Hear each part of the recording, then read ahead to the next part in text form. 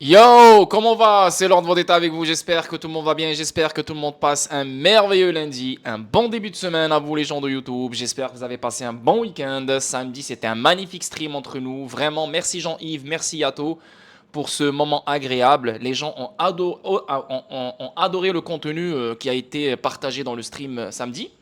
Et j'ai hâte pour le prochain stream samedi, parler avec Lord en direct. Donc aujourd'hui, on va parler Ripple XRP comme d'habitude. Donc c'est une vidéo statique.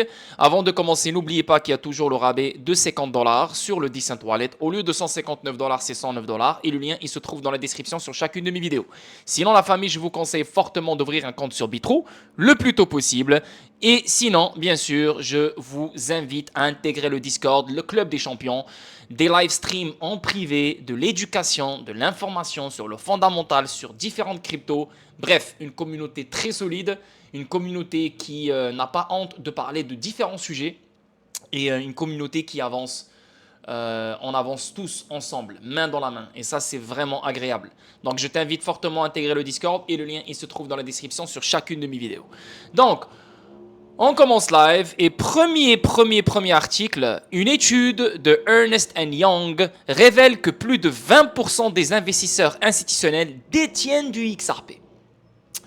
20% des investisseurs institutionnels. Et c'est lui voilà le PDF, c'est lui, je pense, c'est lui ici là. Non, non. Voilà, c'est lui le PDF. Voilà, c'est exactement lui le PDF. Et là, comme tu peux voir, il y a 68 ou 57% des institutions financières qui hold d'autres cryptos à part Bitcoin et à part Ethereum. Donc, ça veut dire qu'ils hold XRP, comme tu peux voir ici, Binance Coin, ADA, Tron, Avalanche, et d'autres conneries, je sais pas c'est quoi. Mais Bitcoin et Ethereum, pour l'instant, c'est les big boss. Tu as Solana le troisième et XRP le quatrième. Pourquoi XRP est toujours le quatrième et pourquoi XRP n'est pas très... je veux dire, ouais, mais XRP, il a une utilité meilleure que les trois autres. Pourquoi il n'est pas en premier? Ben, de 1, Bitcoin, c'est le boss. Le market cap du Bitcoin, il est beaucoup plus gros que XRP. Bitcoin, c'est lui qui contrôle le marché, c'est lui qui manipule le marché. Tout le monde suit le Bitcoin pour l'instant. Il n'y a pas encore de réglementation officielle sur les cryptos d'utilité. Donc, c'est normal que le Bitcoin garde sa place et garde son statut qui est le king, qui est le boss. Une fois qu'on aura la réglementation générale, globale, mondiale et tout le monde sera sur la même longueur d'onde, tous les actifs avec une utilité vont prendre la place du Bitcoin et seront les cryptos les plus détenus par les institutions financières.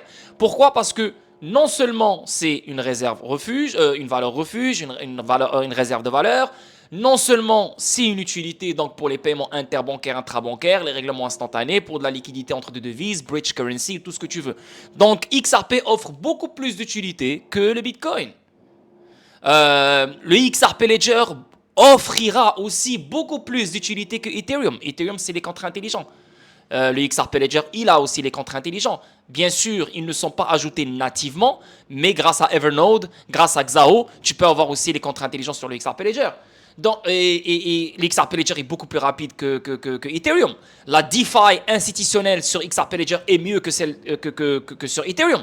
Donc, avec le temps, avec la réglementation et surtout quand tout le monde sera sur le même level playing field, vous allez voir que XRP sera l'actif le plus détenu sur cette planète.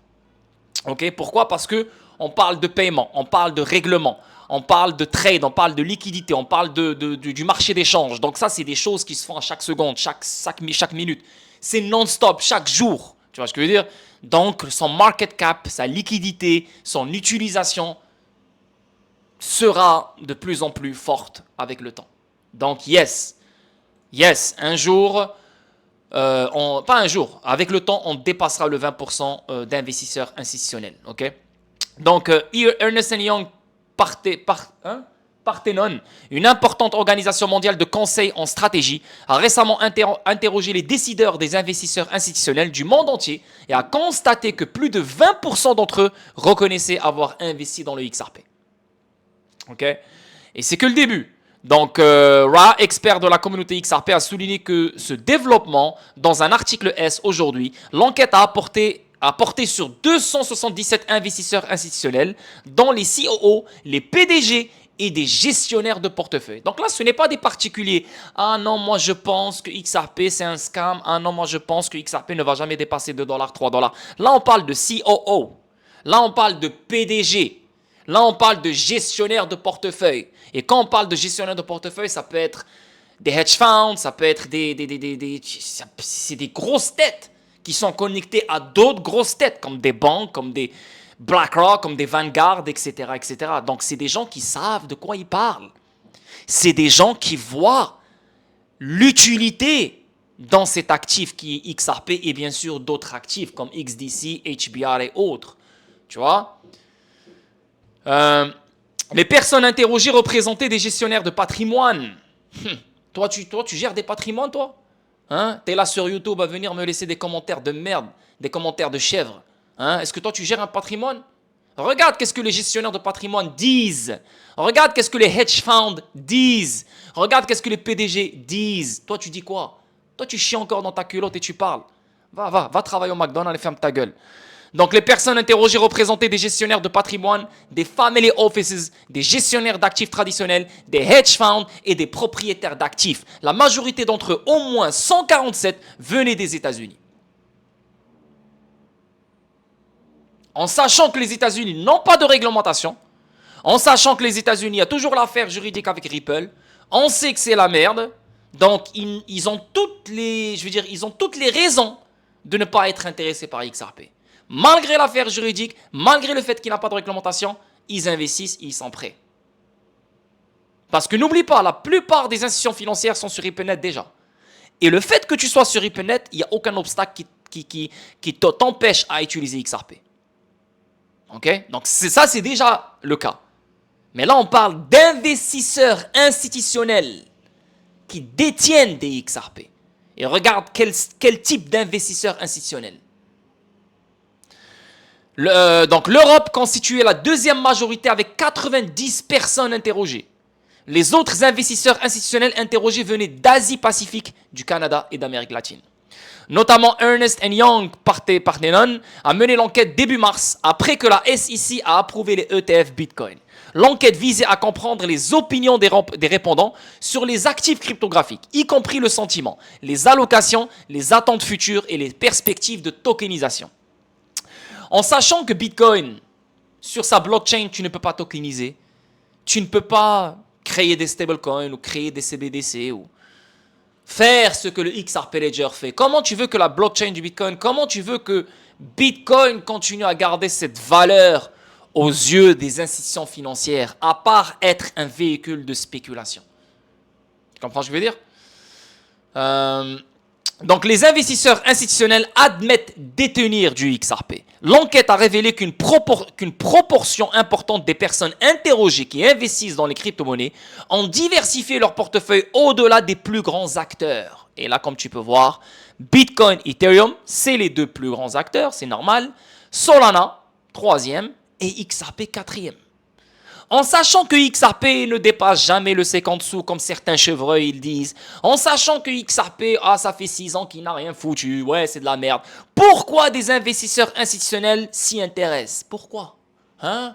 Pourquoi? Et toi, hein? T'es en train hein? Tu passes ton temps à enlever la crotte de nez de ton nez, hein? Comme tellement que t'as rien à foutre, tellement que t'es con. Hein? Tu passes ton temps à mettre tes doigts dans ton cul, tellement que t'es con, tellement que t'es un imbécile. Tu viens Zama dans les commentaires de YouTube à nous faire Zama, yo les gars, moi je connais, votre XRP c'est de la merde. Hein? Ah, toi t'es un investisseur institutionnel, toi t'es un COO, toi t'es un gestionnaire de portefeuille. Ah oui, la plupart d'entre vous qui disent de la merde, ça se voit que vous habitez encore chez votre parent, ta mère et ton père te donnent encore de l'argent de poche. Ça se voit que tu as plein de boutons dans la face et plein de boutons dans le cul. Ça se voit que tu es un misérable. Et ça se voit que tu as juste une haine. Tu as juste envie de voir les gens perdre. Tu n'as pas envie de voir les gens gagner. Eh ouais, pauvre ta gueule. Et pauvre vous, il y a encore des gens qui pensent que le Bitcoin, c'est le token à posséder. Il y a encore des gens qui disent que le Bitcoin, c'est le token à posséder et à avoir. Quand tu as un token qui t'a déjà fait 400% depuis fin d'année 2022, Hein? Il est au top, ils veulent qu'on investisse sur le Bitcoin. Et pendant ce temps-là, tu as les altcoins avec des utilités qui sont presque à fucking moins 90% de chute de leur valeur. Quand t'es con, t'es un con. Et si t'es con, s'il te plaît, reste à ta place, reste caché. Parce que quand t'es con, on va t'insulter encore plus. Et ça se peut que tu vas te suicider. Parce que ce qu'on va dire sur toi, tu vas pas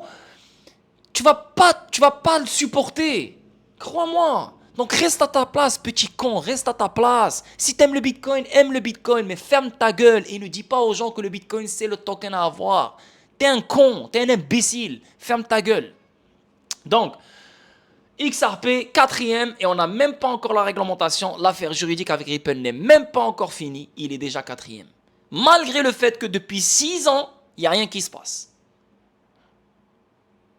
Et ceux qui crient, et ceux qui chialent, et ceux qui aboient, c'est les petits caniches. Les particuliers, les retail, qui travaillent à Burger King, qui travaillent dans des centres d'appel, qui travaillent dans McDonald's, qui travaillent dans des jobs de merde, et qu'ils attendent de changer leur vie. C'est eux qui ont des choses à dire sur XRP. C'est eux les maîtres. C'est eux qui détiennent la vérité. Va comprendre. Va comprendre. Va comprendre, man. Anyway, donc, magnifique article.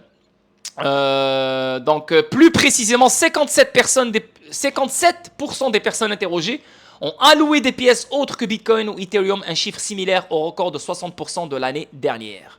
Donc cette tendance est encore plus prononcée parmi les family offices, avec 68% exprimant une préférence pour investir dans des crypto-monnaies alternatives comme le XRP.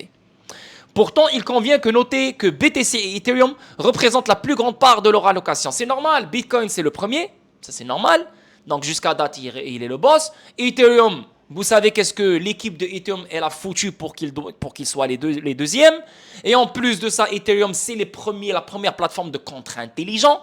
Donc, c'est normal qu'elle détient la majorité des développeurs sur cette terre, etc., etc., etc. C'est juste normal.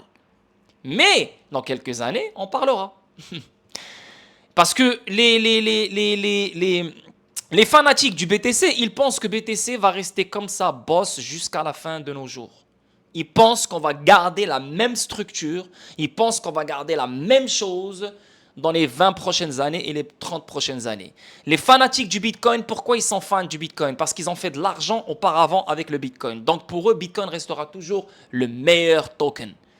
Et le problème, c'est que qu'est-ce qu'ils disent aux nouveaux? Qu'est-ce qu'ils disent aux autres qui ont raté la vague du Bitcoin? Ils leur disent, continuez à acheter du Bitcoin, continuez à faire, et ils leur disent que les altcoins sont des scams. Donc lui, il détient des centaines et des centaines et des centaines de bitcoins parce que ça fait longtemps qu'il achète. Et il est en train d'endoctriner un nouveau en lui disant achète 0.1 bitcoin ou continue à acheter du bitcoin pendant que les altcoins sont en ce moment dans des zones de valeur. Les fanatiques du bitcoin, c'est des fils de pute. Les fanatiques du bitcoin, que tu sois un leader d'une communauté ou n'importe si tu es un fanatique du bitcoin, c'est bien d'être un fanatique du bitcoin toi-même. Toi-même, il n'y a pas de problème pour toi. Mais dire aux gens qu'il faut posséder du Bitcoin et dire aux gens que Bitcoin c'est la meilleure technologie au monde, t'es la personne la plus stupide qui existe sur cette terre. Ethereum, vous le savez, je ne suis pas en train de dire que Ethereum va cesser d'exister, mais c'est une plateforme de contrat intelligent et on voit clairement que cette plateforme de contrat intelligent n'est plus la meilleure. Il y a d'autres qui sont meilleures, mais Ethereum restera vivant, c'est sûr et certain, mais je ne pense pas qu'il restera deuxième avec le temps. XRP restera first. XRP deviendra first. C'est sûr et certain.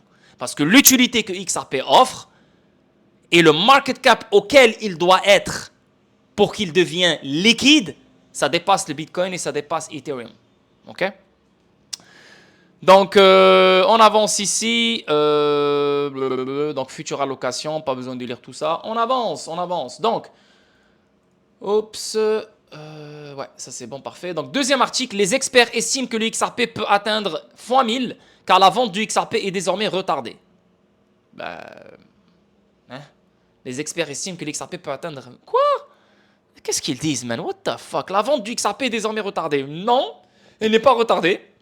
La vente du XRP, elle est bloquée par la juge parce que Ripple est condamné par une injonction permanente qui bloque Ripple à vendre des XRP aux institutions financières, à des fournisseurs ODL. Donc, les fournisseurs ODL aux États-Unis ne peuvent plus passer par Ripple parce que Ripple est bloqué par une injonction permanente qui a été imposée par la juge. Mais, ça ne veut pas dire que la vente du XRP est retardée. Là, on peut utiliser XRP sans acheter XRP, sans vendre du XRP, en passant par Ripple paiement direct. Parce que c'est la vente du XRP qui est bloquée et non l'utilisation. Donc ça veut dire que les plateformes, les institutions financières fournisseurs ODL peuvent utiliser XRP en passant par Ripple paiement direct. Maintenant, la vente du XRP n'est pas retardée parce que les institutions financières et les fournisseurs ODL peuvent se procurer du XRP auprès de chez Uphold. Ils peuvent se procurer des XRP auprès des ventes programmatiques. Donc, les ventes sont toujours là. Les ventes ne sont pas retardées. Comprenez? La seule vente qui est retardée, bloquée, c'est la vente directe de chez Ripple. Ok? Donc, et dire que XRP peut atteindre 1000 dollars ou je sais pas qu'est-ce qu'ils veulent dire par 1000x, ça ne fait aucun sens. Ça, c'est faux. Ça, c'est faux. Encore une fois, on n'a pas besoin de ce genre de conneries. On n'a pas besoin de ce genre de rêve. On n'a pas besoin de se mettre des choses dans la tête pour se dire, ouais, XRP, c'est une valeur sûre. XRP, c'est une valeur sûre. Tu n'as pas besoin de ce genre de conneries. OK? Donc, je parle de ça juste pour mettre les points sur les i au cas où quelqu'un tombe sur cet article et se dit, oh my God, il va faire x1000. Non, il ne va pas faire x1000. Pourquoi vendre du XRP maintenant et retarder? Ben, je viens de te l'expliquer. L'injonction permanente. Cobb a souligné que le XRP a dépassé un niveau de résistance de longue date, blablabla. Cobb. Et en plus de ça, vous écoutez Alex Cobb. Alex Cobb, un gars, un vrai clown, qui est là depuis très longtemps, c'est vrai. Il a beaucoup de followers sur Twitter, beaucoup de followers sur YouTube. Mais le mec, si tu regardes son contenu, si tu regardes ses tweets, XRP, il fait un pump de 5%. Le mec, il te fait un live stream. Le mec, il te dit, oh, on va moon. Vraiment là, c'est du n'importe quoi. C'est vraiment du n'importe quoi. Ces personnes-là étaient des bonnes personnes auparavant, 2017, 2018.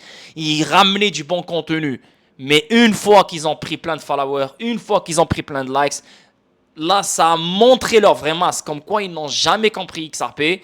Et ils continuent à surfer sur une façon d'influencer les gens qui est pour moi néfaste et nuisible pour la vraie compréhension du XRP.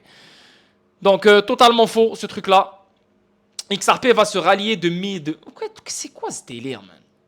Anyway, bref, ça ne fait aucun sens. Grayscale mentionne XRP parmi les actifs hebdomadaires les plus performants. XRP s'est classé au 5e rang des actifs les plus performants après avoir enregistré des rendements hebdomadaires de 6,71% dans un contexte de reprise plus large du marché.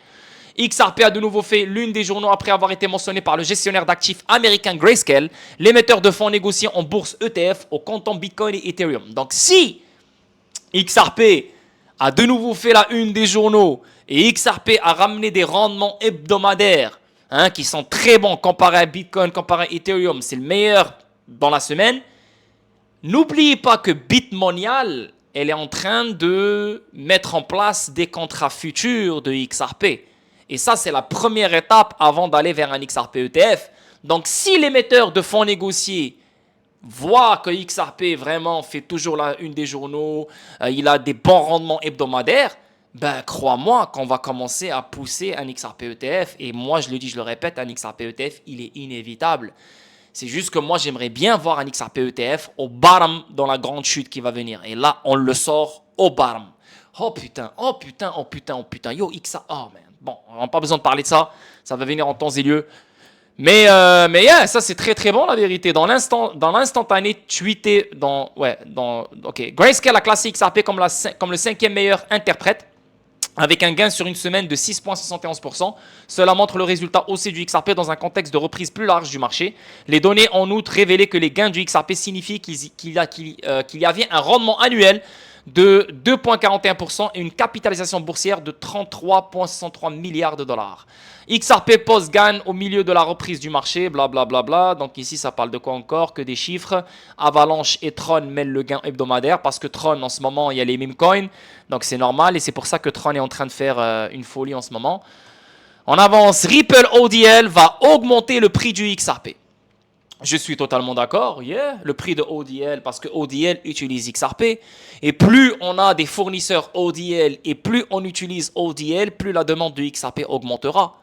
Donc 1 plus 1 est égal à 2, ça c'est le business. Quand la demande augmente, le prix augmente. Quand l'offre augmente, le prix chute. Aussi simple que ça. Maintenant, avec ODL, ODL sera marié au AMM sur le DEX du XRP Ledger parce que ODL, c'est de la liquidité. Donc, les AMM, c'est une liquidité automatisée 24 heures sur 24, 7 jours sur 7. Donc, les deux seront connectés pour offrir une meilleure liquidité dans des corridors gris, dans des corridors gris, dans des corridors qui ont un manque de liquidité énorme. Okay? Donc, yeah, elle va impacter le prix du XRP, c'est sûr et certain. Donc, le rôle de l'ODL dans le prix du XRP. Michael a souligné que même si certains critiques affirment que les transactions d'achat et de vente sur ODL sont neutres par rapport au prix du XRP, il néglige un aspect crucial. Selon lui, c'est la nécessité pour les teneurs de marché de détenir des réserves de XRP. En fait, les teneurs de marché, les banques centrales, je viens tout juste de vous montrer comme quoi les investisseurs institutionnels détiennent aussi du XRP. Donc, on doit détenir du XRP pour différentes utilités, pour l'élimination du préfinancement, pour de la liquidité, pour plein d'autres choses. Okay? Donc, c'est pour ça que ça va devenir plus tard une réserve de valeur. Les teneurs de marché qui facilitent ces transactions doivent stocker du XRP pour garantir leur capacité à répondre à la demande. À mesure que les transactions ODL augmentent à l'échelle mondiale, la demande de XRP parmi les teneurs de marché augmente également, entraînant une accumulation plus élevée du jeton.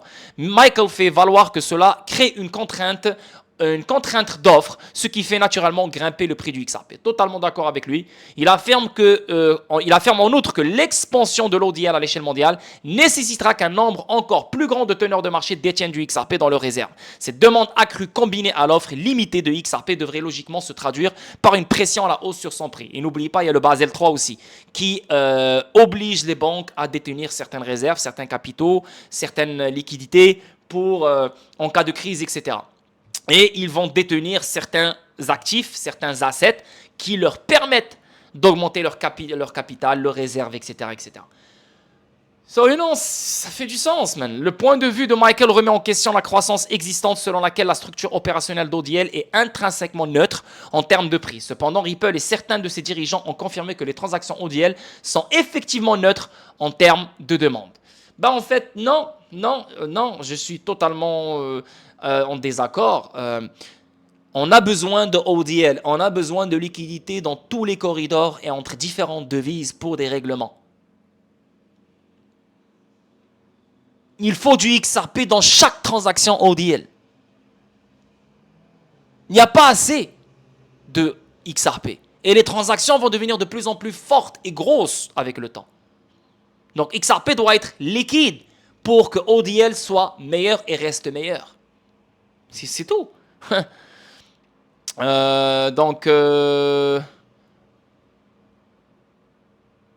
Donc ici, bien que Michael soit optimiste quant à l'impact de ODL sur le prix du XRP, tout le monde dans la communauté XRP n'est pas d'accord. Eri, une personnalité bien connue de la communauté XRP, a souligné dans une réponse que Ripple lui-même avait indiqué dans des documents judiciaires que les transactions ODL étaient largement neutres en termes de demande.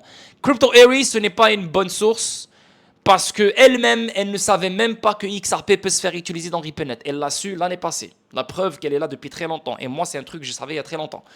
C'est juste la logique, c'est stupide, ok? Donc dire que, ah non, Ripple eux-mêmes, ils ont dit, oui, peut-être Ripple, ils l'ont dit, je sais pas, whatever, mais ça le fait... Que ça soit Ripple ou que ça soit David Schwartz, je m'en bats les couilles de ce qu'ils ont dit dans ça. Ça fait juste du sens.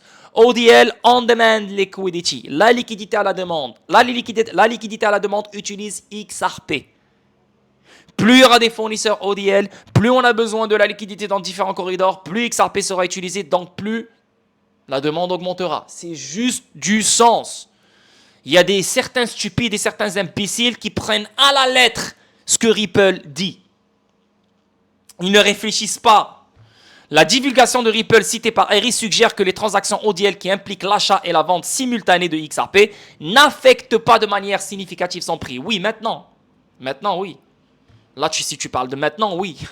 Oui, je suis d'accord. Oui, mais plus tard. Hein? Avec la réglementation et avec tout ça, hein? Selon les documents judiciaires, cela est dû au fait que chaque transaction ODL implique l'achat et la vente du même montant de XRP dans un court laps de temps, neutralisant ainsi tout impact sur la valeur marchande du jeton. Eri a en outre souligné que Bob Way, un ancien chef de produit Ripple auquel Michael a fait référence dans son argument, a quitté Ripple avant que des changements importants ne soient apportés au flux opérationnel d'ODL. Selon Eri, le système actuel de gestion des transactions ODL de Ripple diffère de celui mis en place sous le mandat de Bob Way.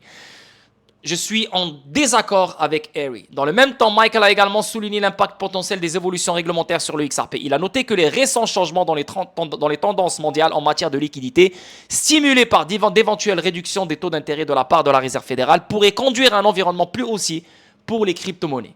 Bla bla bla bla bla. Donc on avance. Yes. Un expert explique comment détenir 20 000 XRP pourrait changer la vie si le XRP atteignait un nouveau record absolu. Ben, les gens me demandent combien de XRP je devrais avoir. La réponse, tu devrais savoir combien de XRP toi-même tu devrais détenir. Ça, ce n'est pas des questions que tu poses. Ça, c'est une question qui est naturelle. C'est naturel de répondre toi-même à cette question-là. Moi, quand j'ai commencé à investir, je n'ai pas demandé à quelqu'un combien je devrais investir, combien je devrais avoir. C'est honteux. C'est con, c'est honteux. C'est honteux que tu sois nouveau, que tu viennes tout juste d'arriver. C'est stupide de demander à quelqu'un combien je dois investir pour faire mon argent. Mais c'est con. Moi, quand quelqu'un me parle de XRP, je me dis, ok, je sais qu'il y a un changement de vie qui s'en vient. Je sais que ce truc-là peut aller vraiment loin. Donc, c'est moi qui décide. Est-ce que je veux mettre que 10 000 $ dessus? Est-ce que je veux mettre que 20 000 $ dessus? Ou est-ce que je veux mettre 50 000 $ dessus? Tout dépend de ce que je cherche. Il y a des gens qui cherchent des millions. Il y a des gens qui cherchent 1, 2 millions. Il y a des gens qui cherchent des milliers de dollars. Il y a des gens qui cherchent des centaines de dollars. Donc, si dès le départ, tu ne sais pas combien tu veux d'argent dans ta vie, frérot, tu ne vas pas durer dans ce game. Si tu vas appliquer pour un travail, tu sais exactement combien tu vas générer dans ce travail. C'est juste un truc naturel. Pourquoi dans l'investissement, je ne sais pas combien mettre, je ne sais pas ce que je veux, je ne sais pas. Je dois mettre combien, Lord? 2000? Ok, je vais mettre 2000 et je vais attendre. Ok, je ne sais pas. Et je retire à combien? Mais je ne sais pas, parce que je ne sais pas combien moi je veux. Moi, je veux juste investir, mais je ne sais pas combien d'argent. Je ne sais pas. Et moi, je veux juste investir. Je ne sais pas combien d'argent je veux faire. Je ne sais pas combien d'argent je veux. Je ne sais pas ce que je vais faire dans la vie. J'ai pas de projet. Je ne sais pas. Je veux juste investir. Malheureusement, 90% des gens sont comme vous. Ils pensent comme ça. Ils veulent juste investir et après, je ne sais pas. Après, je ne sais pas. Je vais me baser sur quelqu'un. Je vais me comparer aux autres. Je ne sais pas.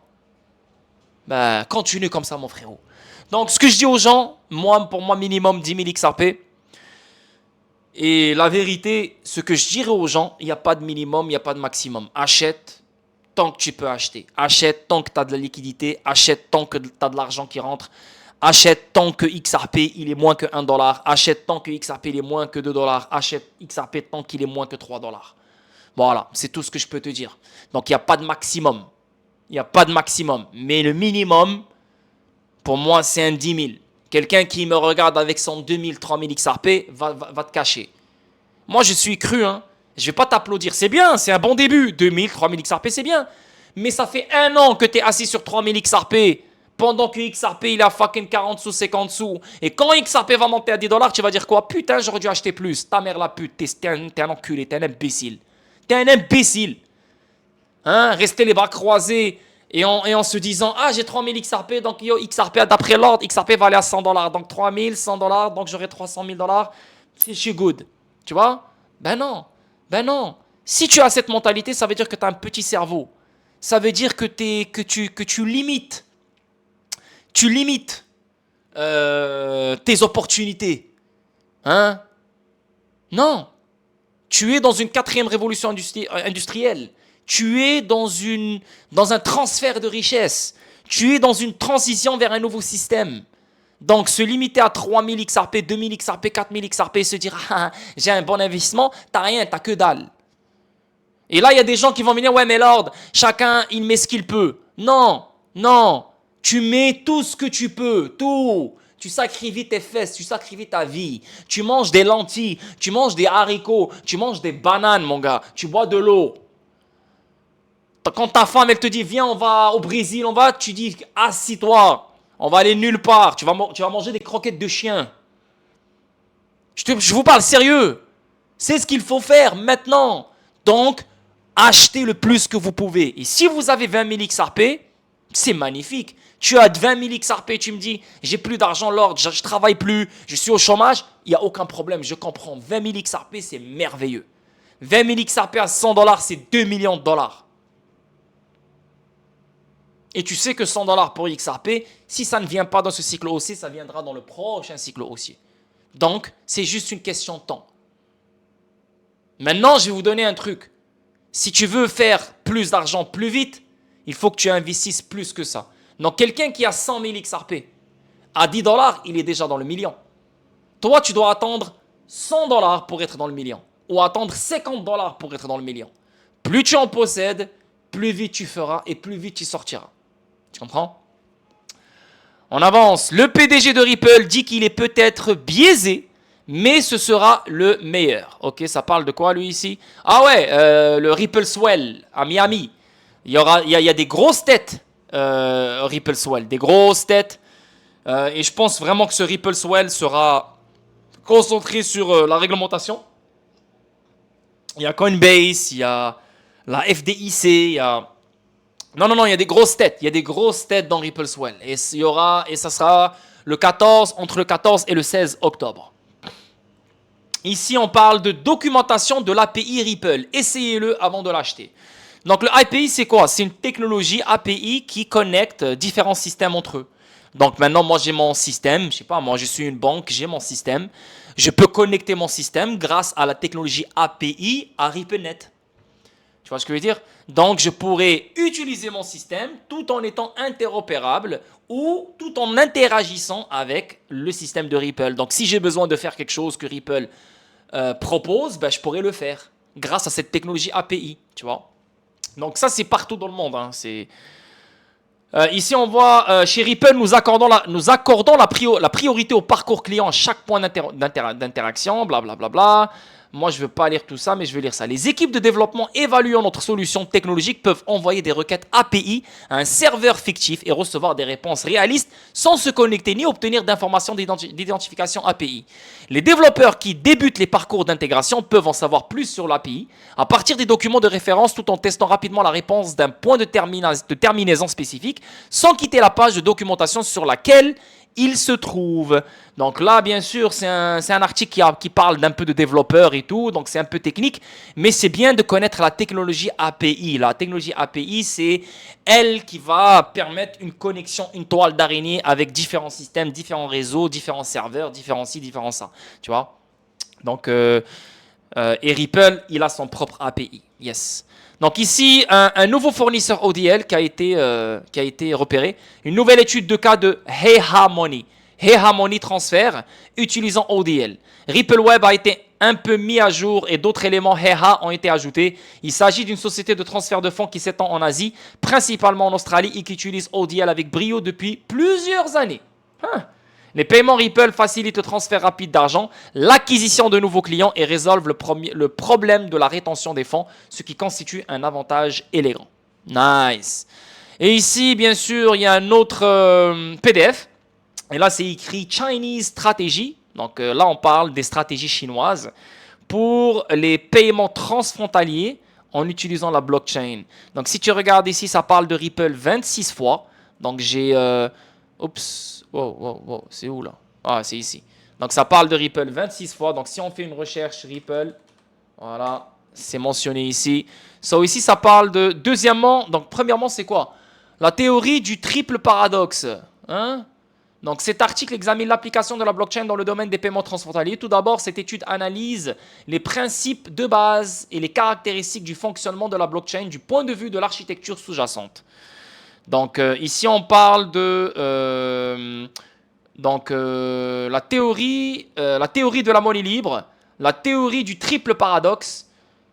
Voilà, ok, donc c'est des théories. Deuxièmement, Ripple, un représentant typique du paiement transfrontalier blockchain, choisit comme exemple, les différences entre Ripple et les systèmes de paiement transfrontalier traditionnels Swift sont comparées. Tu vois? Donc les gens qui disent XRP remplacera Swift, non, c'est RippleNet. Enfin, à travers une étude comparative de cas, on découvre le mécanisme d'optimisation des paiements transfrontaliers par blockchain et les contraintes du paiement transfrontalier par blockchain et sur cette base, les conclusions de recherche correspondantes et les suggestions Politique pour les développements des paiements mots-clés, stratégie chinoise, blockchain, Ripple, paiement transfrontalier et Swift. Donc c'est une analyse qui a été faite par les Chinois, comme tu peux voir, Ling Lang Jiang, dans Collège des sciences humaines. Donc ici Ripple, et d'autres ici c'est écrit Ripple. Donc malheureusement c'est mal fait ici, mais bon. Ici, ça dit quoi? Ça dit quelles sont les caractéristiques de l'application de la technologie blockchain dans le secteur des paiements transfrontaliers? Quel effet cela a-t-il autour de ces questions? Cet article prend comme exemple Ripple, un système de paiement transfrontalier basé sur la technologie blockchain pour étudier l'application de la blockchain dans le domaine des paiements transfrontaliers et estime que cette recherche est une signification théorique et pratique importante pour le développement du paiement transfrontalier. Donc, le système de paiement transfrontalier Ripple a été utilisé par de nombreuses institutions financières dans des pays étrangers et a obtenu de bons résultats d'application. Cet article a non seulement étudié et comparé en détail le mode de fonctionnement et le scénario d'application du commerce de paiement et de facturation transfrontalier Ripple, mais a également analysé en détail le mode de fonctionnement du système de paiement transfrontalier traditionnel Swift. Ici, ça parle aussi encore de Ripple. Donc, et dans une certaine mesure, cela revêt une importance de référence pour d'autres banques commerciales nationales qui souhaitent améliorer leur activité transfrontalière grâce au modèle Ripple. Tu vois? Banque commerciale, banque nationale, banque régionale, néobanque, banque digitale, banque centrale, institutions financières, fournisseurs de paiement, tous. Et là, il y a des gens qui disent que non, il n'y a personne qui utilisera XRP ni le XRP Ledger. On parle de université des sciences. Regarde qu'est-ce qu'ils disent. Regardez qu'est-ce que les PDG ils disent. Regardez qu'est-ce que les COO disent. Regardez qu'est-ce que les têtes disent. Mais tu as ceux qui se grattent encore le cul, qui se lavent pas les fesses. C'est eux qui font les connaisseurs sur mes commentaires sur YouTube. Zama, ils détiennent la vérité, ils connaissent mieux que nous, ils connaissent mieux que ces gens-là. Oui, on va vous croire, oui, bande de cons, va. Ainsi que d'autres entreprises de paiement blockchain, les conclusions de la recherche et les suggestions politiques contenues dans ce document peuvent fournir une base et une référence aux décideurs des institutions financières et des entreprises technologiques, les aider à choisir leur propre modèle de blockchain de manière plus raisonnable et fournir une référence utile aux entreprises pour réduire les coûts de transaction, améliorer l'efficacité des paiements, améliorer la viscosité du client et faciliter l'exploitation commerciale à grande échelle de la blockchain dans le domaine des paiements. Magnifique. Il y a plein de choses qui se disent. Parce qu'ils ont vraiment fait une étude avec Swift, Ripple, les paiements transfrontaliers, tout ce bordel. Tu vois, il y a plein de choses qui se disent ici. D'un autre côté, la Banque centrale peut également réfléchir attentivement à la manière de parvenir au meilleur système de règlement. Ah, même les banques centrales sont prises en considération ici. On le sait, les banques centrales qui ont mis en place une plateforme CBDC, qui a été créée par Ripple pour les banques centrales. Et cette plateforme utilise le XRP Ledger. Et on sait que les banques centrales veulent éliminer les comptes nostro-vostro, le préfinancement. En utilisant XRP, tu élimines le préfinancement. Ah là, c'est écrit noir sur blanc. Ça, c'est une étude faite par des Chinois. Et là, les Chinois, ils disent non, mais BRICS, c'est les Chinois, donc ça, c'est américain. XRP ne sera pas utilisé. Fermez votre gueule, bande de cons. Fermez votre gueule. C'est des outils universels. XRP n'a pas un passeport, bande de cons. À comparer les deux modèles de paiement différents de Ripple et Swift, affirmant que Ripple peut fragmenter l'entreprise afin qu'elle puisse mieux répondre aux besoins des utilisateurs. Et ici, on parle encore de Ripple. Donc, dans le processus de recherche et de tri de la littérature existante dans les cercles universitaires nationaux et étrangers, cet article recherche un grand nombre d'articles universitaires sur la base du titre de l'article en se concentrant sur les mots-clés tels que la blockchain, cross-border payments et Ripple. Donc, d'autres choses ici, qu'est-ce que cette étude prend comme cas Ripple, un représentant typique du système de paiement transfrontalier mondial, et étudie l'application de la blockchain dans les paiements transfrontaliers sur la base d'un résumé des résultats de recherche des chercheurs précédents, dans l'espoir de fournir un cas de référence pour l'application de la technologie blockchain dans les paiements transfrontaliers en Chine. Non, et vous savez que Tranglo a des corridors déjà en Chine et Tranglo utilise la technologie de Ripple. Encore, qu'est-ce qui se dit encore? On va aller checker. Il y a plein de choses qui se disent encore. Attendez. Ok, là on a fini. Ok. Donc c'est intéressant cette étude, vraiment venant de collège des sciences humaines et des sciences. Donc, Chongqing Business School, c'est en Chine. Yes, nice. On a un autre PDF ici. Et ça vient de... c'est sorti le 21 novembre, donc ça fait quand même un moment. Et ici, on parle de Liechtenstein. On parle domicile in Vaduz, Principality of Liechtenstein. Donc ici, ça parle de plein de choses. Crypto. On parle ici de l'Allemagne. I don't know, je ne sais pas d'où vient ce PDF, mais on dirait qu'il vient de Liechtenstein. Si on fait une recherche XRP, etc., ben on voit ici clair et net, c'est mentionné, encore une fois, Ripple. Ripple est mentionné ici. Hein? Comment on fait? Pourquoi ça c'est... Hein? What the fuck? Ah oui, moi, Ripple est mentionné ici, là, c'est quoi ce délire? Voilà, cette fois. Voilà, Ripple XRP. Tu vois? On parle de Litecoin, on parle de Ethereum. Ripple. Ici, regardez, ça parle de combien? Ça parle de 200 institutions financières. Et là, tu as des gens qui disent que XRP n'est pas utilisé. Oui, oui. Le but de Ripple, c'est de faire c'est d'imposer XRP sur ces institutions financières parce que ça va améliorer leur opération.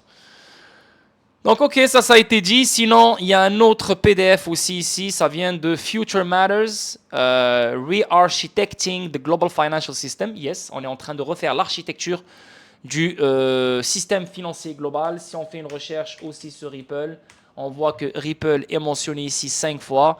Donc, j'ai traduit le PDF Ripple. Voilà. Pourquoi ça sort pas, putain? Ok, on va aller dans l'huile, hein, c'est tout. Donc, ici, ça parle de Ripple. Donc, tu vois, ici, ça parle de Ripple. Ici, ça parle du UPI, le système UPI de l'Inde qui utilise la technologie de Ripple. Tu vois, Ripple est mentionné quand même plusieurs fois. Si regarde Ripple, approval de la banque centrale singapourienne.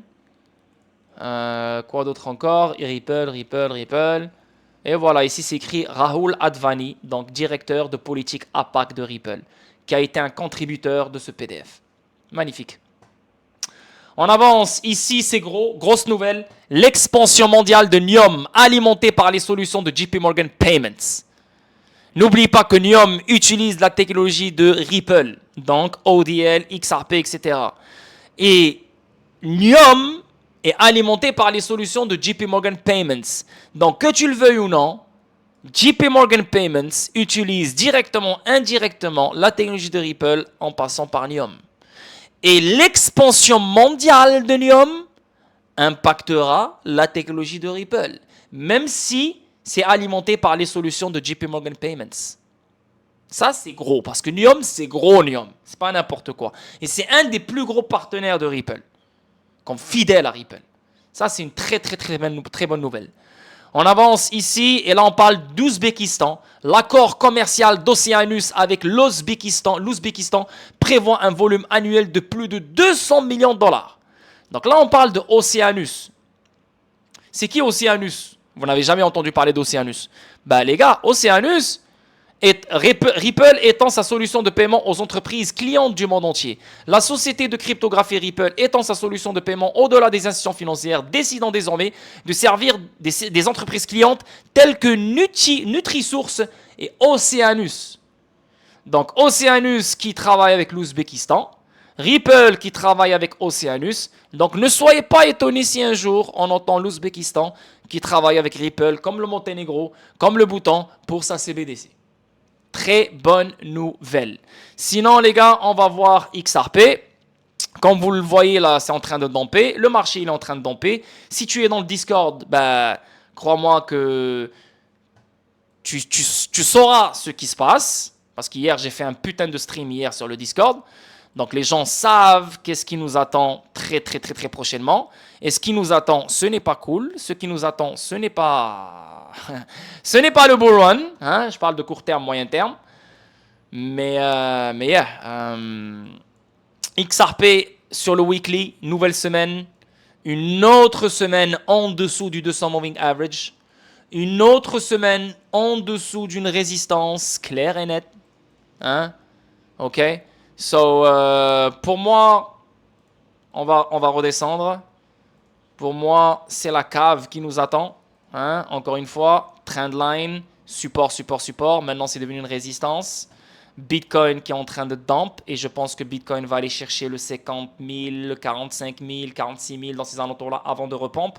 Donc, soyez prêts pour voir XRP redescendre vers les faciles, revisiter le 38 sous, revisiter le 35 sous dans ces alentours-là. Ok?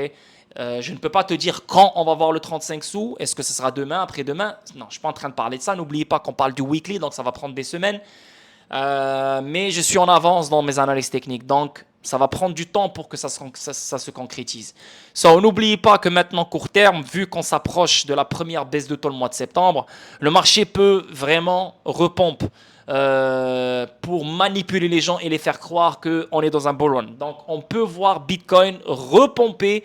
Après avoir chuté vers les 50 000, les 49 000, 48 000, on peut voir Bitcoin repomper vers le 70 000. On peut le voir repomper vers le 74 000. Donc, ça va créer une folie, ça va créer de l'euphorie. Les gens vont encore une fois être dans le grid. Ils vont rentrer dans le FOMO. Et là, boum, on retombe pour aller chercher le 30 000, 28 000, le 25 000. N'oubliez pas qu'une fois qu'on a la baisse de taux, il y a toujours un crash, une capitulation qui suit. Est-ce que ça va suivre directement après ou est-ce que ça va suivre quelques mois après? On s'en bat les couilles. Mais dès qu'il y a une baisse de taux, il faut rester sur ses gardes. Et n'importe quelle pompe que le marché nous donne, on prend du profit. Et on ramasse nos liquidités et on attend l'opportunité d'achat qui s'en vient très très rapidement. Ok, donc je vous laisse tranquille, 46 minutes pour la vidéo, j'espère que vous allez aimer, n'oubliez pas les likes, n'oubliez pas de vous abonner à ma chaîne YouTube, s'il vous plaît les boys, aidez-moi à monter à 10 000 subscribers sur ma chaîne YouTube. Je vous embrasse, je vous salue et je vous dis à jeudi pour un stream sur YouTube. Peace.